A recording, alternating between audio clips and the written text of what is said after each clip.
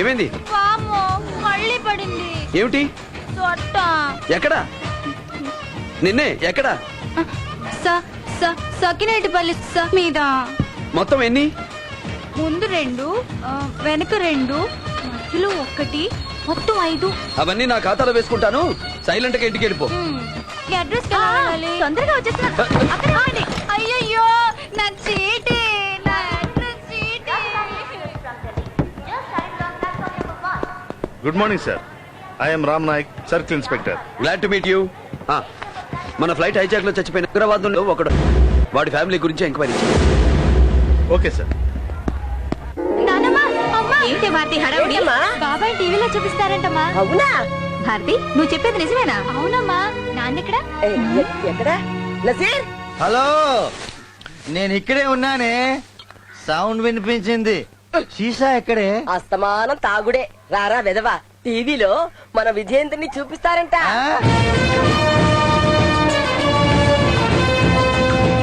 తిప్పు తిప్పరా తమ్ముడు, నీ మీసం మీద మందు బాటిల్ నిలబెట్టొచ్చురా.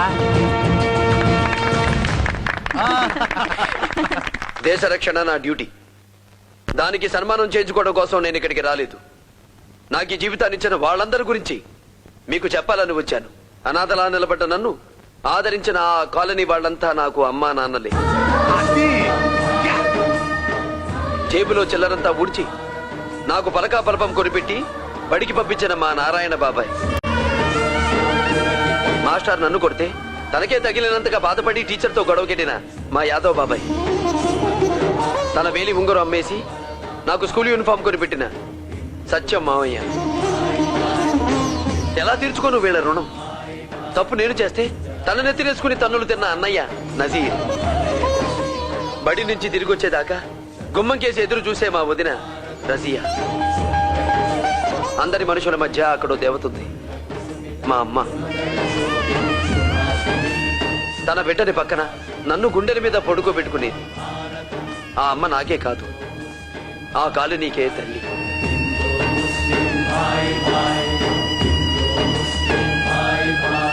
వాడు మనకి చేసిన దాంతో పోలిస్తే వాడికి మనం చేసింది ఎంత పిన్ని?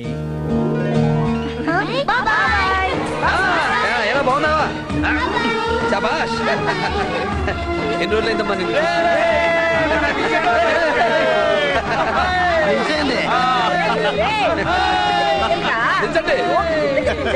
ఊపిరి ఆడనివ్వరు. అమ్మా, బాబు అలసిపోయి ఉంటావు, లోపలికి పదరా నాన్న. మరి నా సంగతి ఏంటి? అబ్బే, అమ్మో, ఇక్కడ కూడా దాపించింది. మీ అబ్బాయి మనసులో ఏదో పెట్టేసుకుని నన్ను ఇక్కడికి రప్పించాడండి. నా అడ్రస్ చీటీ కావాలనే పోగొట్టాడు. అదేమని నిలదెత్తే అది దొరికేదాకా ఇక్కడే ఉండమని తీసుకొచ్చాడండి. ఆయ్, ఎవరమ్మా నువ్వు? సకినేటిపల్లి పెద్దరాజు గారి మనవరాలు, పద్మనాభరాజు గారి కూతురు, మధ్యరాజు గారి మేనకోడలు, మహారాజశ్రీ పేటభద్రం వెంకటలక్ష్మండి. అమ్మో, అయ్యో ఏంట్రా ఇది? అబ్బా, జిడ్డులా గంటుకుంది దీని భాష. అర్థమైందిలే మరిది. నువ్వు లోపలికి రామ్మా. మిమ్మల్ని బావగారు అని పిలవచ్చా? దర్జాగా పిలవచ్చు, ధీమాగా పిలవచ్చు. ఈ మందు బాటిల్ మీద ఒట్టు. ఈ గదిలో టీవీ పెట్టొచ్చు కదా బావగారు, కలర్ టీవీ. Colour TV? బావగారిని పిలుపు అంత కాస్ట్లీ అనుకోలేదమ్మా. నీ ఇష్టం వచ్చినట్టు పిలు, అది మాత్రం మన వల్ల కాదు. అమ్మా, ఎన్ని క్వార్టర్లు వదులుకుంటే ఒక కలర్ టీవీ? రాజుల రేంజ్ కి ఆ మాత్రం లేకుంటే అలాగండి. అక్కగారు, భోజనాలు గట్రా ఇక్కడికే పంపించండి. మంచం దిగడం మాకు అలవాట్లేదు. అంతేనా? ముందు నోట్లో కూడా పెట్టాలా? కొట్టానంటే కోట బద్దలైపోద్ది. దిగు కిందకి. ఆ పిల్లతో గొడవ ఏంట్రా? మామూలు ఆడపిల్ల ఇది. సక్కినేటిపల్లి పెద్దరాజు గారి మనవరాలు, పద్మనాభరాజు గారి కూతురు, మత్తిరాజు గారి మేనకోడలు, మహారాజశ్రీ వెంకటలక్ష్మి. అమ్మా, ఆపమ్మా, ఆపు. నీకు ఎక్కిచ్చేసిందా? గొప్ప చరిత్రలు అలా గుర్తుండిపోతాయి మరి. వెతో పోతులు కొట్టకు, పులుసు పిండేస్తా. మాటలు ఎక్కువ జారేస్తున్నారు. యుద్ధాలు జరిగిపోగలవు. మా అడ్రస్ బుక్ మా మొహాన్ పడేస్తే ఇప్పుడే వెళ్ళిపోతాం. అబ్బా, అక్కడ లింకేసావే. ఆ చీటీ దొరకని ఒకటిచ్చుకున్నానంటే పేటభద్రం కేక సఖిరెడ్డిపల్లి దాకా వినపడాలా?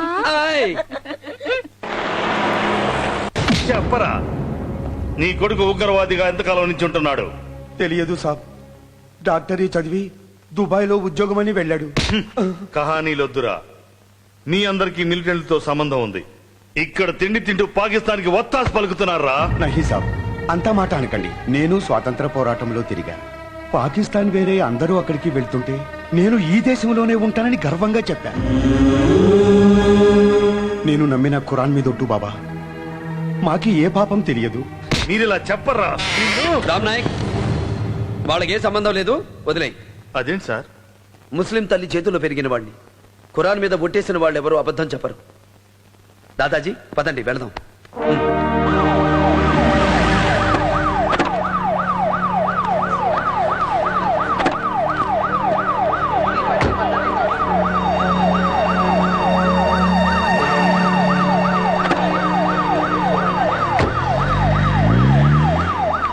పాపం కాళీషా ముఖం చూస్తుంటే పోలీసులు బాగా పరేషాన్ చేసినట్టున్నారు. మిలిటరీ వాడు కదా, ఆడవాళ్ళని కూడా దయచూసి ఉండడు. పాపం ఎంత గుట్టుగా బతికారు. कालेशा साहब, सलाम वालेकुम। वालेकुम सलाम। आप?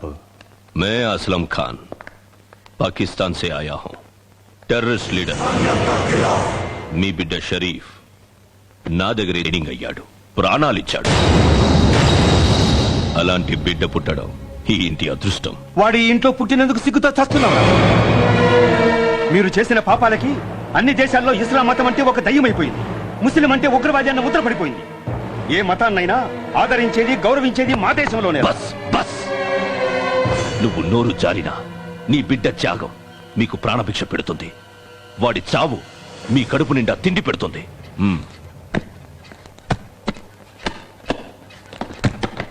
లేలో 10 लाख रुपया. ఎవరికి కావాలా నీ డబ్బు? ఒక నీచుడి చావుతో వచ్చిన తిండి మాకు అక్కర్లేదు.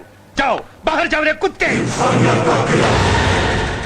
లేలో బేటా, లేలో. అరే అన్వర్, నీ దిమాగ్ ఖరాబ్ అయిందా? ఇది డబ్బు కాదురా, విషం.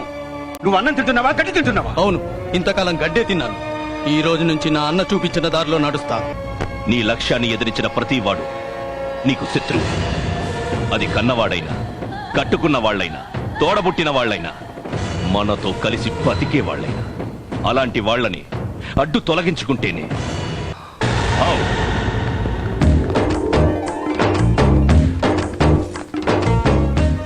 అమ్మాయి, హాయ్. ముగ్గులేసి మా వాడిని ముగ్గులోకి దింపాలని చూస్తున్నావా? నీ వాడేమైనా గొప్పెమ్మేంటి? ఏదో ఆయన తిండి తింటున్నాం కదా అని. అయితే ఈ కాలనీలో ఇళ్ళన్నీ వాడివే, అందరిలోనూ పెరిగాడు. ఆడు మా అందరికీ బిడ్డే. అయితే మా అందరి ముందు కూడా ముగ్గులేసాడు.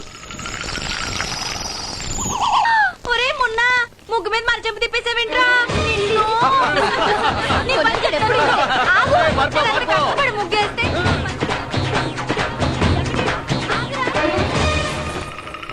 ఇక్కడున్నావా? ఎవర్రా అది? మీరా? గట్టిగా తగిలిందా? సొట్టడిందా? ఏం పర్లేదు, తమన్నా ఖాతాలో వేసిన సొట్టల్లో ఒకటి జమేసుకోండి. కొట్టింది చాలక జమేసుకోవాలా? నీ ఖజానా మొత్తం నాకు రాసి చేసినట్టు మాట్లాడుతున్నావే నిన్ను. ఏయ్, ఆగు. అయిపోయింది. రాజుల కాంపౌండ్ ని రచ్చబండ ముందు పెట్టేశారు బాబోయ్. మా వాళ్ళకి చెప్పి రవికి నష్టం దావా వేస్తాను చూడండి. చూడు, ఒకటి కాదు డజన్ జాకెట్లు కుట్టిస్తా, సరేనా? మన ఇద్దరికి తప్ప మూడో మనిషికి తెలియకూడదు. ఇది గుర్తుపెట్టుకో, సరేనా? ఆయ్. ఎవరో గాని అదృష్టవంతురాలు భాయ్, లేకుంటే నీలాంటి వాడు దొరకటం మాటలా. ఒకేసారి డజను జాకెట్లు కుట్టించావు. చచ్చా, నేను అలాంటి వాడినా పడేమియా? వస్త్రదానం చేద్దామనిపించింది అంతే. వస్త్రదానమా? పంచలు, శాలువాలు, చీరలు పోయి జాకెట్లు, లంగాలకి డెవలప్ అయిందన్నమాట. హైటెక్ డెవలప్మెంట్ కదా. దానాల గురించి చెప్పుకోకూడదు. ఆ, నేను మర్చిపోయాను, నువ్వు మర్చిపో. అలాగే. పళ్ళ ధరలు కాలిపోతున్నాయి బాబాయ్. మిలిటరీ వాడన్నా పైసా తగ్గించడం లేదు. డజన్ లెక్కలో తీసుకుంటే తగ్గుతీరా? అలా ట్రై చేయిపోయావా? డజనా? అలాగే ట్రై చేశా, అయినా తగ్గలేదా? బతుకులు బట్టలా చిరిగిపోతున్నాయిరా బాబు. అంతంత మాటలు ఎందుకులే బాబాయ్, వస్తా. ఇదిగో అబ్బాయి, ఆ. నీకోసం పార్సిల్ కట్టి పెట్టా, డజన్ అట్లు. ఏంటి జాకెట్లా? నేను అట్లంటే నువ్వు జాకెట్లు అంటావేంటి? పాటలు పిన్ని, మాట పొరపాట్లు. వస్తా. 6 + 6 12 అనగా ఒక డజను.